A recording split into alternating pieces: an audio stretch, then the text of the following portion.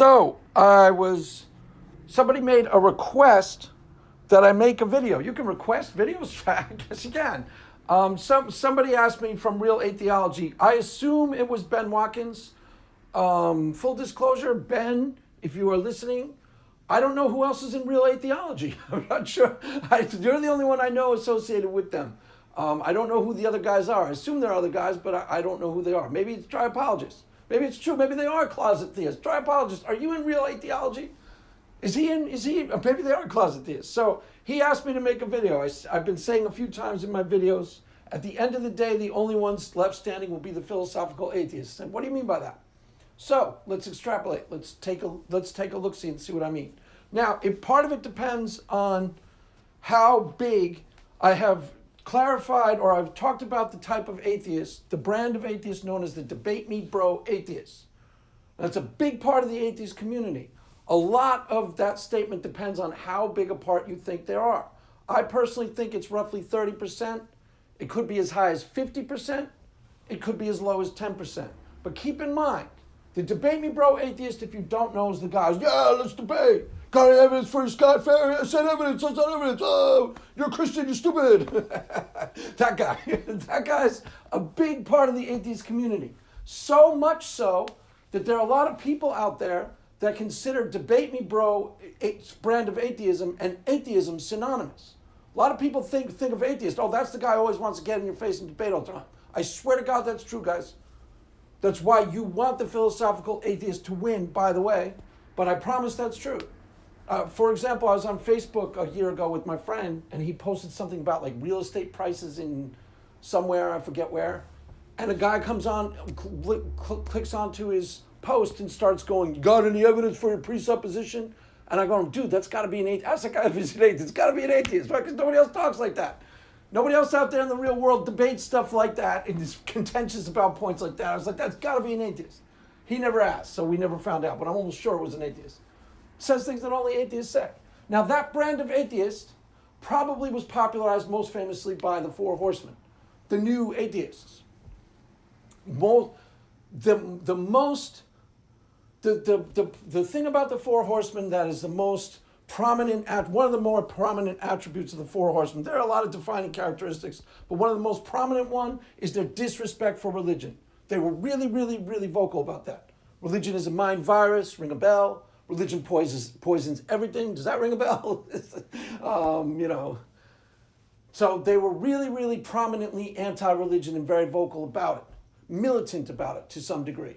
Now that brand of atheism succeeded in this space. Why did it succeed? It got here first. They arrived en masse, and the original opponents were fundamentalist Christians who were really, really pretty dumb. Now there's a record of this if you don't believe me. You can go look at Venom Fang Axe and Joshua Furstein. You can go look them up. It was painful and embarrassing to watch if you were a Christian. So that brand of atheism, was basically successful. And in people's minds today, it's still kind of synonymous with atheism, right? Now, there's a big problem. Let's start from the beginning. Once upon a time, you, Ben Watkins, debated Christian idealism, correct? I watched the debate. I have no idea who won. I assume it was a draw, but I am not watching a debate to keep score. I don't care who wins debates. Somebody heard me say that once and didn't believe me. I don't care at all who wins debates. The only question I'm asking myself when I watch a debate are these two credible and intelligent enough? Am I interested in the topic? And are these two people credible and intelligent enough to be worth my time? And are they making interesting points that are worth me paying attention to? And in both of those things, you guys easily check the boxes. I have no idea who won. I assume it was a draw. Now, Christian idealism, as you probably noticed, first before I go into that part, let's first preface the king of the debate me bros. The king of the debate me bros, the present day atheism, is Matt Dillahunty still to this day. Now, he's not always a debate me bro. Sometimes when he is in formal debates, he is, civilized and not in your face and respectable, and he acts the same way Ben Watkins acts. Ben Watkins is basically civilized and decent, credible and intelligent, and he does his homework. That's the only thing I'm watching for in a debate. That particular debate between Christian idealism and Ben Watkins, Christian idealism made a couple points that I ran with for like a month and a half about intrinsic properties of things. And then for a while I was talking about object-based ontology versus context-based ontology. I had about 2 months worth of videos where I started going off on a side tangent. But Christian idealism, for example, if you don't know this, I promise you, is actually really credible and intelligent. He doesn't always seem like it is because he's kind of got a shy. His personality doesn't always seem like he knows what he's talking about. But if you don't believe me, go watch his stream with Jeffrey Williams.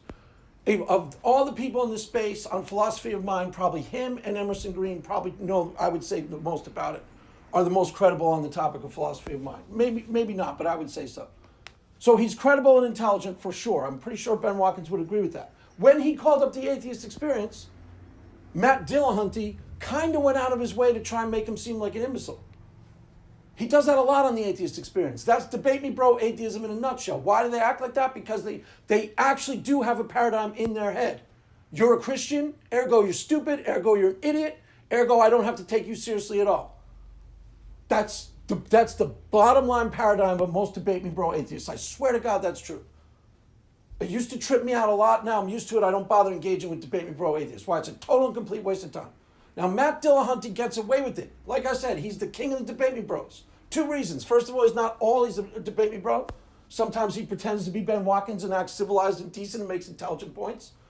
I don't think this needs to be contentious between us and atheists. I'm not a team player.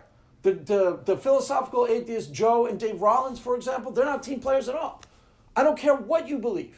I am perfectly content to go on their channel and talk about zombie films for an hour. I don't have to convince them God doesn't exist. They don't have to try to convince me God does not exist. I'm perfectly content to talk about zombie films for an hour, and I'll destroy them then. I destroyed them. Jave and I will team up, and we'll destroy Luke. Luke was making all these presuppositions he had no evidence for. We destroyed him with facts and logic. We destroyed him with facts and logic. By the way, you debated John Buck too. Same idea. You crushed John Buck. Don't get me wrong. You destroyed that kid. Little punk. You manhandled him. So a lot of the underlying predicate of atheist experience is let's watch Matt Dillahunty manhandle a Christian, wreck him, make him look like an idiot. Now that's not worth doing. And it's not very hard to do with a lot of Christians. No offense to the Christian community. But the atheists are kind of right. There's a lot of dumb Christians out there. I'm sorry to say. Did you say that out loud? Yeah, I did. It's the truth. It's the truth. I once saw a debate with Skylar Fiction where a guy was on his channel trying to defend Calvinism. And it was painful to watch. He's like, so you think a 3-year-old baby is worthy of eternal damnation? And the guy literally said to him, well, the Bible does say that which is not faith is sin. And the baby doesn't have faith, so he's committing sin. And Skylar's head exploded, and my head exploded at the exact same time. And I was like, dude, thank you for your service to Christianity. You aren't helping. Please go away. Please go away. So the debate, to put it in a nutshell, debate me, bro, atheism succeeded for a season. And it's only going to be for a season. That's what I'm going to get into. If they do not learn to become more like you, Ben Watkins, credible and intelligent, or Dave and Joe, what's your name again? Joe. Dave and Joe, completely honest and, not playing teams at all and completely honest. That's how I would describe it. They're not playing teams at all and they're completely honest. So they're actually really good critical thinkers because critical thinking is not a skill that you used once upon a time 5 years ago to deconstruct from Christianity. Okay, I use my great critical thinking skills to learn that the earth is 6,000 years old. Okay, good for you. Critical thinking skills is something you use every single solitary day, or you are not a good critical thinker at all. Those guys deconstructed from Christianity and went to sleep. Why? Because they thought they could. They're intellectually very lazy. They have no credibility at all. They don't do any homework. Ben, you do a lot of homework. Dave and Joe do some homework. They don't do any. They don't think they have to. Why? Because we're Christians, ergo stupid, particularly with science. You're a Christian talking about science? Oh, let me manhandle this Christian. I'll make short work of him.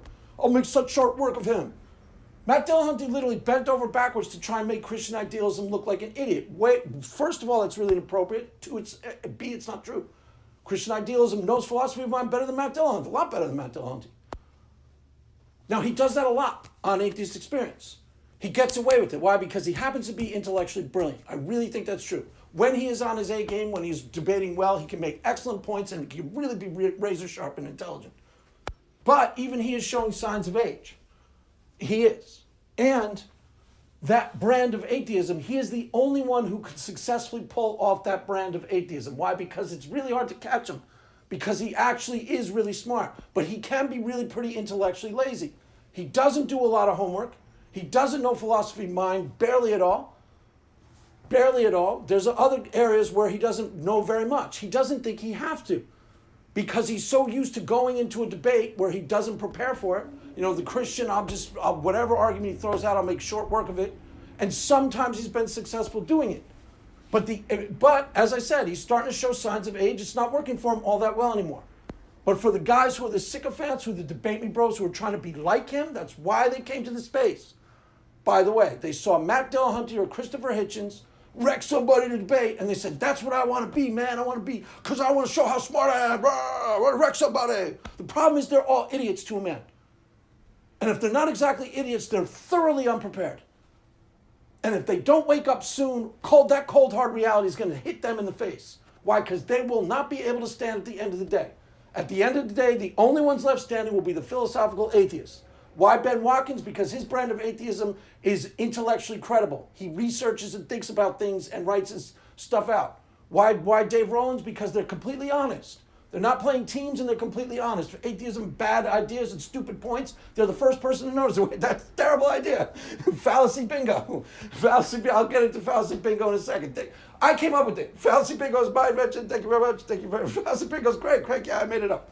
No, one of them made it up. So, okay, let's take Matt Dillahunty goes on with Howard Resnick. Howard Resnick, if you do not know, you can watch Theology Unleashed. It's a really good channel. Arian's been on my channel. His channel's pretty first rate. I think it's really good. Howard Resnick is actually a first-rate philosophy of religion person. I watched some of his lectures just to learn. He knows more about philosophy of religion than I do, so he's pretty good. And, you know, a lot of the stuff, I don't know for a fact who he read. I assume Karen Armstrong, Houston Smith, Iliada, probably Joseph Smith, maybe Jordan Peterson. Jordan Peterson, word salad, you just undercut your whole argument. Jordan Peterson. So he's really credible in the place of philosophy of religion. You should watch his videos, you can learn stuff. Matt Dillahunty was in a debate like him and kept the same paradigm in his mind. Theist, ergo stupid. Ergo idiot, I don't have to really even listen to him or take him seriously at all. And it showed. And actually he did in this particular instance, because he started a line of argumentation that was indefensible. Not only was it really weak, it was literally indefensible. He was arguing against basic reality. He said he started doing the you got any evidence for your sky fairy, a higher version of it. You got any epistemology? Got any epistemology for your sky fairy? But more or less, higher version of the same stupid idea. And Howard Resnick started saying something that, keep in mind, I'm not a Hare Krishna. I got no personal dog in his fight. I don't want him to prove Krishna to anybody. But I can listen to plain English and understand a cogent point and go, yeah, that makes complete sense. Matt Dillahunty started literally acting like it didn't make any sense, and it was completely cogent.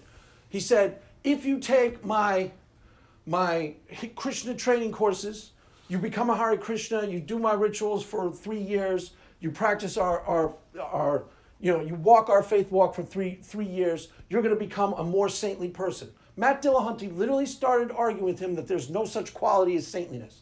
I was like, come again? There's no such quality as saintliness. Huh? Yeah, there is, dude. Yeah, there really is. You can look it up in the dictionary. How would you define saintliness? Almost any reasonable person could come up with a set of criteria to define saintliness. Are they more patient, kind, long-suffering? So what he was saying made perfect sense. And if Dave Rollins or Joe were in that debate, I'll tell you exactly what they would have done. They would have ceded the point. They would have said, okay, yeah, that's a perfectly legitimate point, but that doesn't prove Hare Krishna. But they would have gotten somewhere honest and taken it from there. Matt Dillahunty started arguing against basic reality. There's no such quality as saintliness. Does it exist? It totally exists. Look it up. Saintliness. It's an idiotic argument. And it actually not only does it exist, but it helps explain if you're an atheist and you go, why would a perfectly intelligent person, both Arian and Howard Resnick, are really obviously bright guys, master's degrees, trained in philosophy, Western civilization. You know, they're not in an airport shaking you down for money. They're really intelligent guys. So if your question is, how can intelligent, incredible people believe in Hare Krishna, there's your answer. Because it's producing something, and it's a real answer. It's the true answer. Because they honestly believe, and they're probably right, it could be empirically and verified for, that it's producing something in them of real value to them. They are becoming more saintly by virtue of practicing their religious practices. Not only is that a good argument, makes complete sense. And Dave and Joe would have just agreed to it and said, yeah, that makes complete sense. Why? Because it did. Matt Dillahunty wouldn't agree to it. Because arguing through basically lying through his teeth, there's no such quality as saintliness, when there clearly is. But one of the reasons why my brother-in-law came to California, saw the change in me, became a Christian on the spot, went back to New York, and almost everyone in my immediate family noticed what? That he became more saintly. That he was a lot more attentive, he was a lot more patient with them. He did that on purpose. He's trying to be more like Jesus. But that's something that religion can produce in people, and that perfectly explains why intelligent people would value religion, because it produces something in them that they value. That a lot of you honest atheists, like Ben Watkins, would probably agree that's a good quality to try and cultivate inside yourself. Correct? Correct. Does it prove Christian? No. Nobody said it did. But we don't have to do this in a way that's stupid and always gamesmanship. We can just be talking the truth. Okay? And Dave and Joe stick to the truth. That's why they see through the bad arguments in the atheist community. And now, why at the end of the day are the philosophical atheists going to be the only ones standing? Well, it didn't end there. I critiqued his performance, and gave it a thumbs down, critiqued his performance in my video. And as sure as the sun rises in the morning, I had an army of Matt Dillahunty sycophants, debate me bros to a man, in my comments section, basically insulting me. 15 or so comments, all insults. No substantive defense of his position at all. What they say to me, you just don't understand his awesome logic. Nobody defended the actual logic. Nobody defended at all the quality of the argumentation. Why? It was indefensible. It's exactly what I told you it was. He basically argued that there's no such quality of saintliness when there clearly is. So it was indefensible. All they did was insult me. They thought that's all they had to do. You're a Christian, ergo stupid. I could just insult you and walk away. And I'm like, so, did they even watch the debate that I was talking about? I don't know. It didn't seem like it, because they couldn't tell me anything about it. Sometimes debate me bros are so intellectually lazy. I'll give you such a case. Matt Dillahunty can be a little intellectually lazy. Not a lot of little. It cost him some over the years. He gets away with it. Why? Because he covers it up with razzle dazzle. He can be intellectually brilliant. But the debate me bros are to a man idiots. To a man. The guys who were arguing in the comment section were complete and utter idiots. I swear to God. You could have taken 15 of them. I could have debated me, one person, against 15 of them, and made them look and sound as like total stupid babbling idiots. Why? Because that's what they in fact are. That brand of atheism is not going to work if you're not smart. It's going to make you look like an idiot. You, not the Christian, you. And once you look like an idiot, you'll get smacked around, cold hard reality, hit you in the face, and you'll leave. Why? Because you got two options. If you're a debate me bro atheist, I said this to a couple atheists personally. If you're a debate me bro atheist, listen up. You got two options. You're going to have to grow up or go home. There's not a third option. Why? Because you can be made to look like an idiot or a clown or someone who doesn't know what they're talking about really, really, really easily. Really easily. Everything you're writing is in public. Every debate you've ever been in is in public, which means an option can be exercised upon you to make you look embarrassingly bad for the stupid things you say at any time. If you don't know what you're talking about, be quiet. Time to grow up or go home. And there's not going to be a third option. You got to become more like Ben Watkins, credible and intelligent and studious, or more like David Joe, fun and entertaining. Really, that's why I like them. I don't really care about that. I mean, I care about the honesty part, but they're fun. Like I said, I could go on their channel and we don't have to talk about atheism at all. They're not playing teams. We could talk about The Cure. Yesterday I got so old, I felt like I could cry. Go on, go on. I actually did that song live, Dave Rollins, if you're listening. My band played. We tried Love Cats. So we weren't very good at it. We couldn't pull it off, but we did do that song live. And I thought we did a credible version. We were fun. We were a fun band. Okay? I wrote all the songs. We were fun and interesting. We were entertaining. We were really good at being a punk rock band. Why? Because we get drunk and be really aggressive. Your society sucks bad. How rotten your society is. Because I don't want to sit here putting up with your stinking rules and regulations. So we were convincingly punk rock or alt rock. At the time, Nirvana was, a lot of people compared us to Nirvana. So we were fun. And like I said, the philosophical atheists, Dave and Joe, are almost exactly like my college friends. Almost exactly. Same idea, same type of people. So those guys got in my face. Their intellectual laziness defines the Debate Me Bro atheists. They're not just not smart. They won't do any bit of homework. They don't think they have to. You're a Christian, you're stupid, I can write you off immediately, particularly if I'm talking about science. That's why I stopped debating quantum mechanics on Twitter. Why? Because I'd always get Debate Me Bros. And I literally posted a video. I had one thing that one axe I was trying to grind. Okay, relational quantum mechanics is going to be the dominant interpretation of quantum mechanics, Carlo Rovelli's school of interpretation. And I had one video, it was an hour and a half long. Wasn't all that, it wasn't some big ordeal, it was an hour and a half long. And it clearly explained what was wrong with the other interpretations and why, why relational quantum mechanics was going to become the mainstream dominant interpretation of quantum mechanics. I posted it on Twitter and said, here, watch this. Does it surprise you to find out that not a single solitary one of them clicked the link, ever watched it? Okay, that's bad, but what's worse is they would argue with me about that video. First of all, they'd say argument from authority. Argument from authority. Fallacy bingo. Argument from authority. The dumbest possible line of argumentation you could take. Fallacy bingo is when a Debate Me Bro atheist plugs in a fallacy that doesn't apply. Okay. Everything you have ever learned about physics, you've learned by virtue of authority. There is an authority fallacy, and then there's learning something, and you learn by virtue of authority, especially with physics. You read a physics book, that's authority on physics. That's why you're learning. So Carlo Rovelli is, in fact, an authority on physics, and he made a really credible, defensible, it had really cogent and defendable arguments about his position. So it's not even close to an argument from authority. It's a stupid thing to say. It was basically, I don't want to participate in this conversation, but I somehow still mysteriously want to win all the points. So I say something stupid and run away. Basically. Not a single one of them watched the video. You know what they'd say? We don't need to watch it. It doesn't say, the video doesn't say what you're saying it says. You haven't watched the video, dude. I swear to God. I was like, come again? It doesn't, huh? How do you know that? Osmosis? You haven't watched the video. How do you know that? I don't have to watch the video. I don't have to watch the video to know you're misrepresenting it. Okay. That's why I stopped bothering with Debate Me Bro atheists altogether. Why? Because they're embarrassing, guys. They're clowns. They're total idiots. They're total idiots, and they don't care enough even about the truth to bother investigating a little. They don't think they have to. The Christian's stupid. The Christian's talking about science. He's got to be wrong. He's stupid. Let me just figure out how. That's all they do. They don't even listen to you. They probably don't even read the thing you tweet. They're a complete and utter waste of time. But if they don't grow up or go home, they're going to be annihilated. Why? Because they're Christians coming who are credible. We aren't here yet en masse, but we're coming. There's more Christians out there in America proper, in the real world. In America, there's a lot more Christians than atheists. And soon those Christians will have migrated online. And some of those Christians are going to know what they're talking about. They don't have to be really smart. They just got to know what they're talking about a little and be a little bit more assertive than Christian idealism. Then they're going to annihilate those idiots because those guys are stupid. Now, I'm not an intellectual snob. I got nothing against people being stupid. What makes it untenable for the long term is it's deeper than they're stupid. First of all, it's more important that they're intellectually lazy.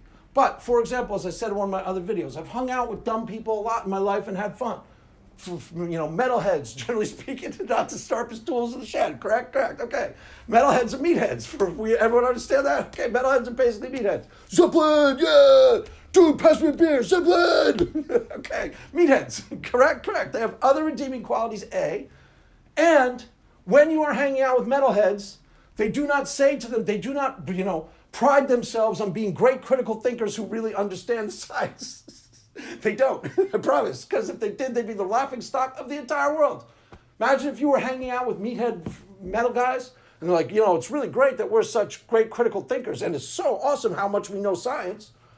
They'd be the laughingstock of the entire universe. And that's where the Debate Me Bros are headed if they don't grow up quick. Why? Because cold hard reality is going to come. Smack them in the face. They're idiots to a man. They're totally ridiculous goofball idiots. They're a little bit smarter than fundamentalist Christians. I'll give them that. That is not saying anything. It's not saying not that much. It's not saying anything at all. It's not really hard to do. apologize to all Christians. It's the truth, man. A lot of Christians are really dumb. That's a given. But they think all Christians are dumb and that they don't have to bother learning any of the topics or learning anything. Imagine how ridiculous you would think I was, Ben Watkins, if I'm still talking to you. You and Emerson Green and Secular Outpost have few arguments, the philosophical arguments that you think are really, really powerful. The Paul Draper's case for naturalism, the meager moral fruits of theism, Schellenberg's hiddenness argument, a couple others. How ridiculous would you think I was, and how unseriously would you take me if I literally said to you, those arguments suck, dude? And you were like, what do you mean you haven't even read them? And I said, I don't even have to read them. I know they don't say what you say is. I don't have to read them. You'd think I was a clown. Why? Because I'd be acting like one. Because I'd basically be acting like a clown. You go, wow, Greg Reed's really a clown. Why? Because I'd be literally acting like a clown. Okay, that's how those guys literally act, like total clowns, total buffoons. They be clown themselves and don't know that they're doing it. Why? Because they're just freaking ignoramuses. Like I said, metalheads can be clown themselves too, but they don't go the extra step and tell you how smart they are, what great critical thinkers they are. They don't. I promise. They understand that we're meatheads, aren't we? Yeah, we really are. Pass the beer, turn up this apple. Yeah, we really are. Rah! Okay. Just making sure. We're meatheads, right? Yeah, we're meatheads. We're dumb.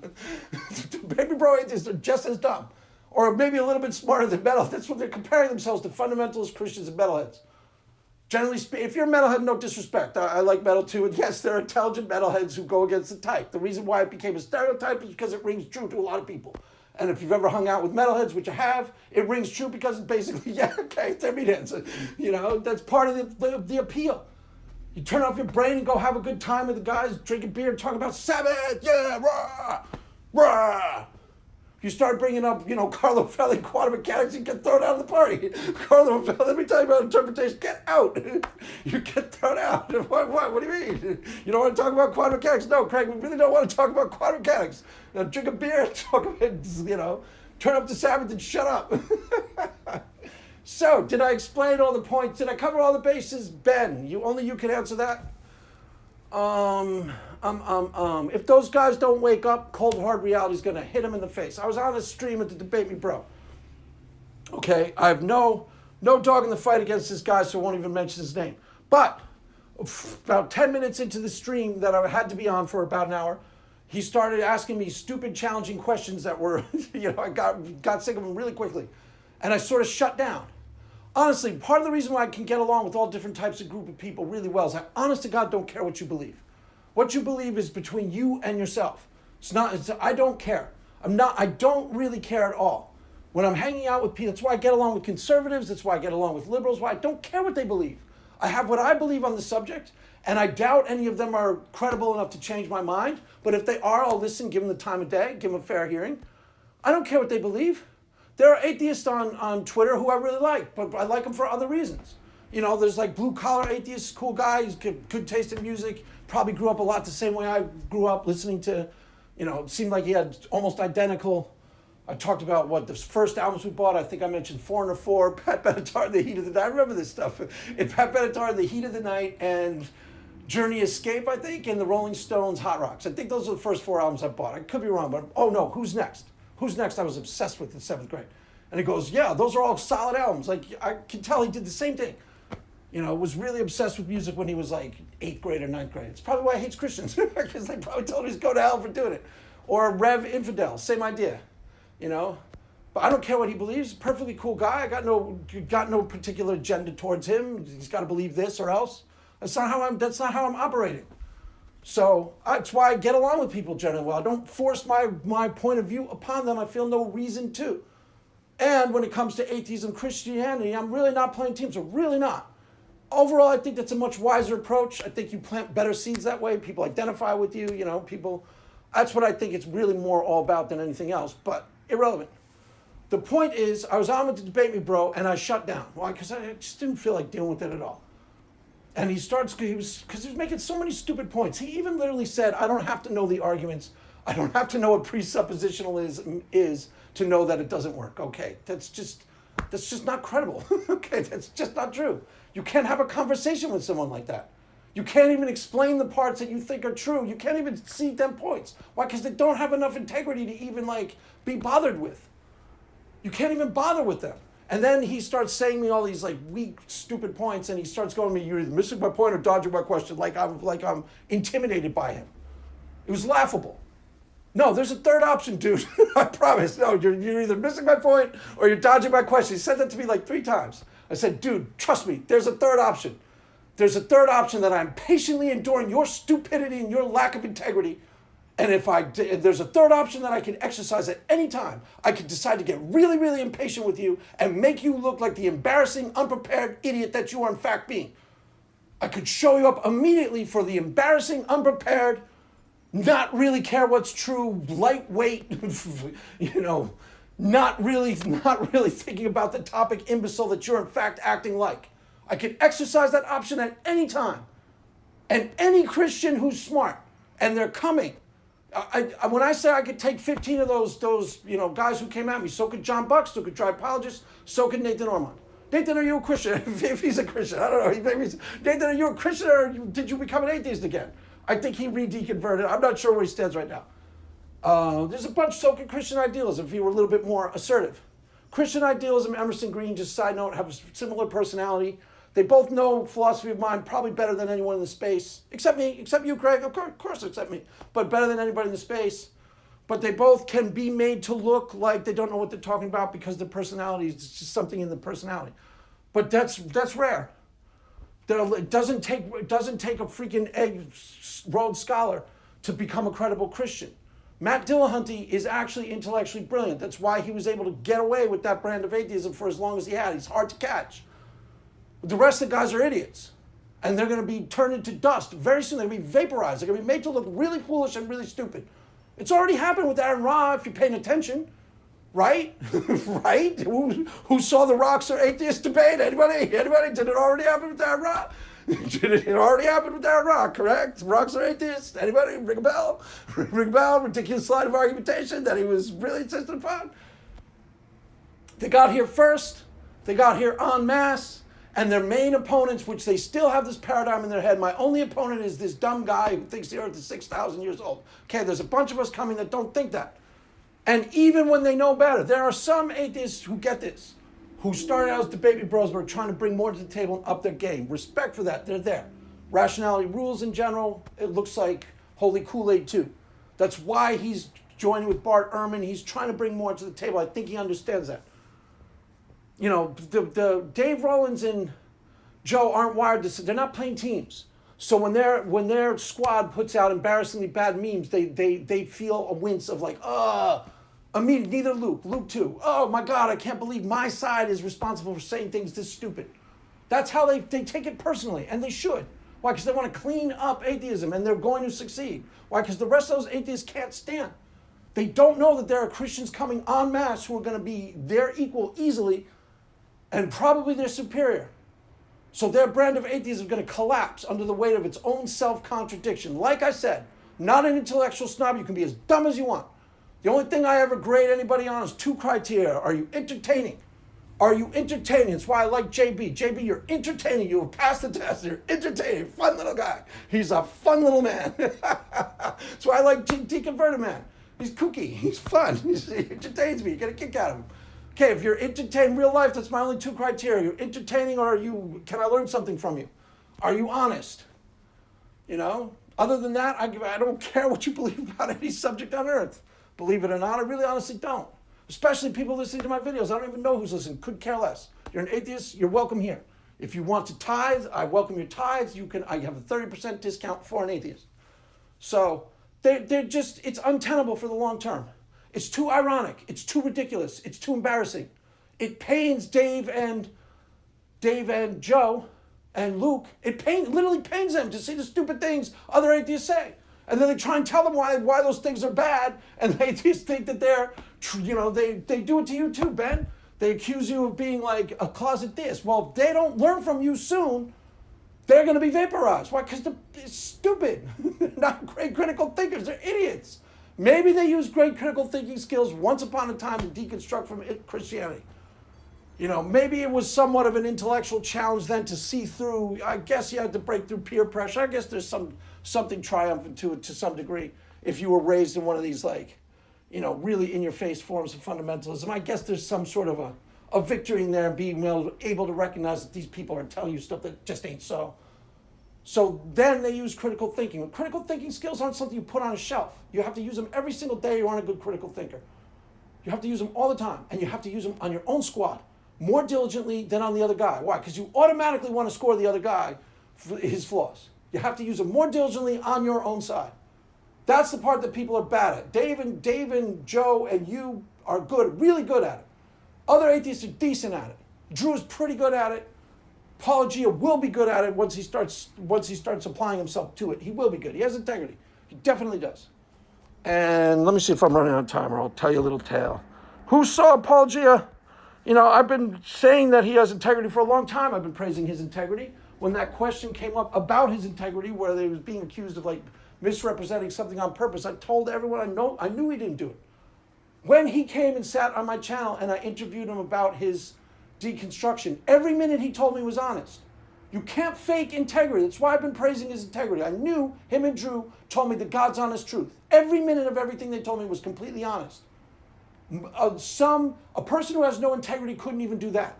You can't fake integrity. Once you perceive somebody to have integrity, it's almost always something you can that's there, because you can't fake that. Other atheists would have been parsing out their answers to make it sound better for atheism or make it sound more convincing to me.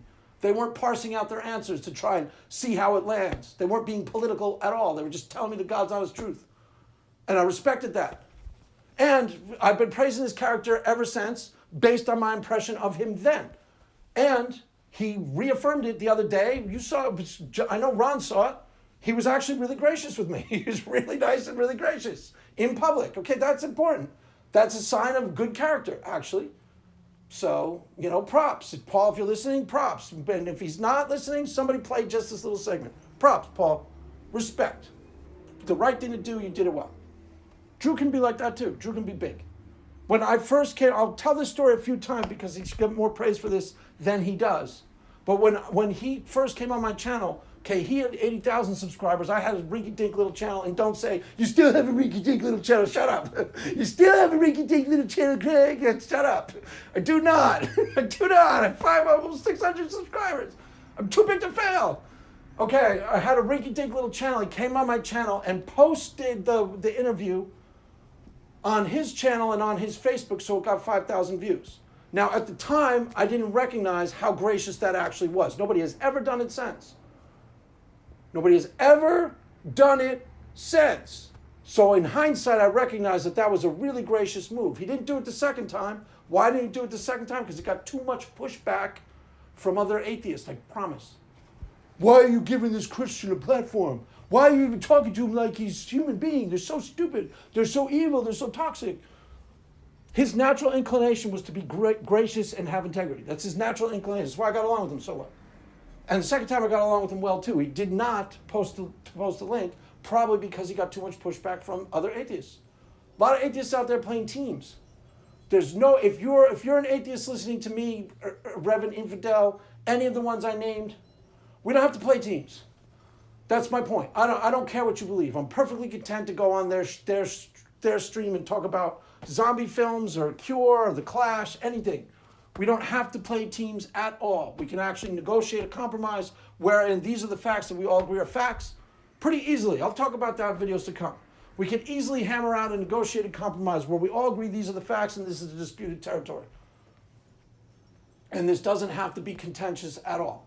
Ben and his debates with John Buck wasn't contentious at all. You know, as far as I can tell, they're pretty good friends, right? Correct? It seems like it. As far as I can tell, John pals around with a lot of the atheists. I don't know. He doesn't notice. He doesn't notice that when they're eating babies. He looks the other way. What do you want? It's eating babies, John. I didn't see that part. I don't know. You know, he covers up. So, anyways, it's biblical what he's doing. Love covers a multitude of sins. It's biblical. He's being perfectly consistent with the Bible. The Bible tells you to become like everybody else. In other words, get along with everybody to the best of your ability, be diplomatic. You're supposed to be an ambassador for Christ. That's the command of the scriptures. If anybody doubts my methodology, don't. Why? It's good. It's correct. It's right. I'm supposed to be an ambassador for Christ. Ambassadors don't bring up the contentious, thorny points between you and them.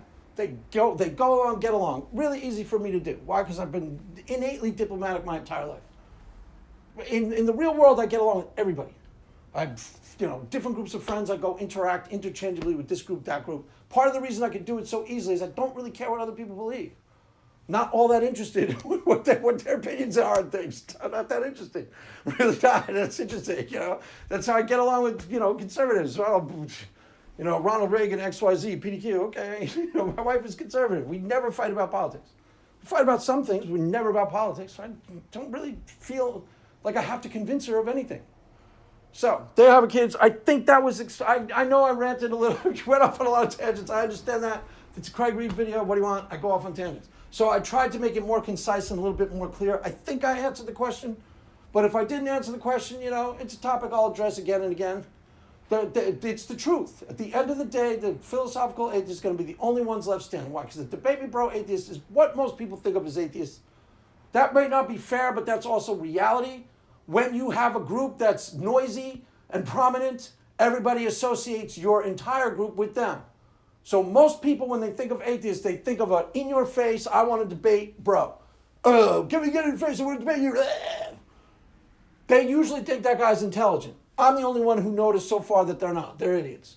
And idiot's a relative term, I understand that. They probably did well in high school. And probably did decent at a decent college. They're probably smart enough to, get by at a decent university. So they think they're the most smartest person in the world. I swear to God, a lot of them think they're the smartest person in the world because they were the smartest person in their rinky-dink little podink town. That's a lot of it. Yeah, you were probably the smartest person in your podink town and the smartest person in your little church group. That ain't saying anything. You get out in the real world, and I knew people 100 times more, or way, just as everybody I knew was smart in college. Everybody I knew was smart. Everybody I hung out with was smart. Everybody I hung out with in New York City was smart. For the most part, some of them really smart. So those guys probably think more highly of their intellectual acumen than they ought. Why? It's a common mistake. If you come from a little podink town, you're the smartest guy in that town, the smartest guy in your little church group, which ain't that hard. You probably think you're all that. I swear to God, one guy thought he was like a really great, really literate because he had heard. I promise you this is true, because he had heard of Dante. Didn't read Dante. Couldn't tell me the difference between, the Inferno and the Cantos. Couldn't tell me anything about it. Couldn't tell me the difference between Paradiso and Inferno. But he had heard of Dante, so he thought he was literate. Why? Because that's what counted as literate from where he came from. That ain't gonna get you all that. I swear to God, there's a lot of atheists like that. Think they know a lot about topics that they know literally almost nothing about, and they don't bother to learn. That's the really important part. That's why they won't stick around. Why? Because they don't bother to learn. They should be watching. Instead of fighting with Dave and Joe, give up. Learn from them. Why? Because they're doing it right. You guys are going to be turned into dust soon. I swear to God, smart Christians are going to come and they're going to make you look ridiculous. The option can be exercised at any time. If you are on Twitter or YouTube, be clowning yourself, making an idiot of yourself, and you don't know that you are, the option can be exercised at any time. It is a public space to make you look really, really, really stupid. That can happen at any time. And that, my friend, is your worst nightmare. You don't believe that you're going to face eternal damnation? Fine, I accept that. But you better believe that if you keep clowning around in this space like an imbecile, you're going to get caught one day. You ain't Mac Dillahunty. He gets away with it. Why? Because he's bright. What he lacks in intellectual credibility can make up and razzle dazzle. He held his own with Jordan Peterson. Jordan Peterson has done a lot more background research than him on almost everything. And he easily held his own with Jordan Peterson. You could think Jordan Peterson won or he won or whomever. But it was pretty evenly matched. That's because he's really intellectually very bright. And kind of wasted 15 years of his life, debating people he shouldn't have bothered debating.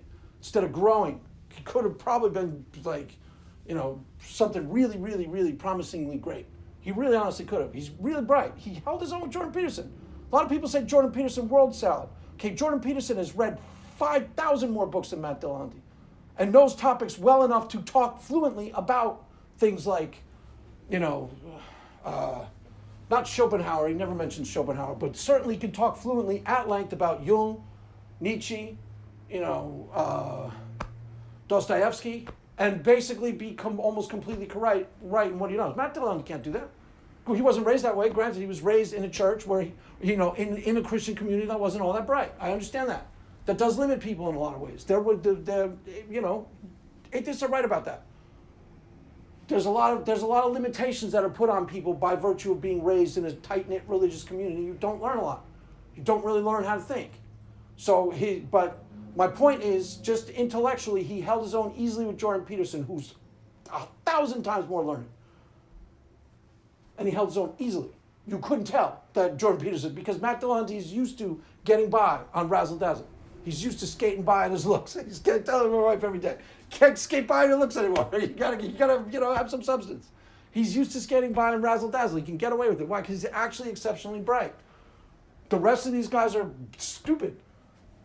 Stupid. Not all of them are trying to skate by and razzle dazzle. Not all of them are the baby bros. I can parse out the difference pretty quick. It's how aggressive you are to me is usually the deciding factor. How you act towards me is usually what I judge you on. If you're cool with me, I'm cool right back. Don't care. Even if you're a baby bro and you're cool with me. If you're not a baby bro with me, I don't catch you doing it with other people. I don't care. How you are with me is how I am with you. If you're cool with me, I'm cool right back. Ask anybody. That's true 100 times out of 100. Don't care what you believe about anything. But those debate me bros that are in your face, they're either going to have to grow up or go home. Some of them grow up. Holy Kool-Aid is trying to grow up. Rationality Rules is trying to grow up.